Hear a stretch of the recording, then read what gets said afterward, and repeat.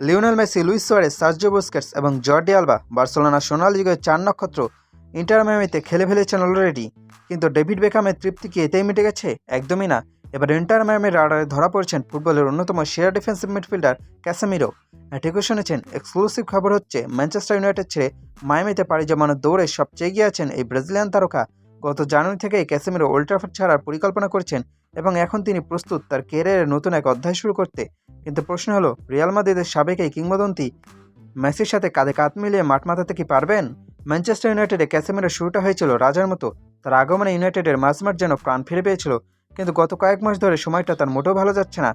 Injury R of ফর্মের কারণে old ট্রাফোর্ডে তার জায়গাটা আগের মতো শক্ত নেই।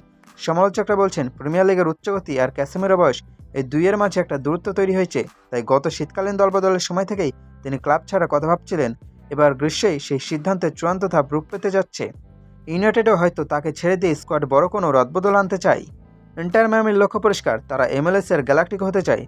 তাদের মিডফিল্ডে একজন শক্তিশালী এবং অভিজ্ঞ হোল্ডিং মিডফিল্ডারের অভাব তারা বোধ করছে। আর ক্যাসেমিরোর চেয়ে ভালো অপশন এই মুহূর্তে আর কে হতে পারে?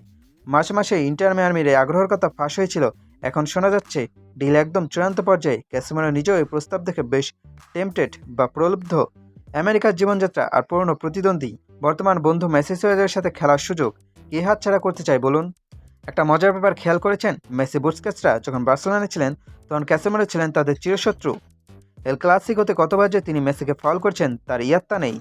আর আজ সময় এমন এক জায়গায় এসে দাঁড়িয়েছে যে সে মেসিকেই রক্ষা করার দায়িত্ব হয়তো পড়তে যাচ্ছে ক্যাসেমিরোর কাঁধে। মাঝমাঠে ক্যাসেমিরো এই কিংবদন্তি যদি মায়ামির ডিফেন্সে সামলান, তবে তাদের ডিফেন্স হবে চীনের প্রাচীরের মধ্যে অভেদ্য। MLS-এর দলগুলোর জন্য এটা হবে এক বিভীষিকা।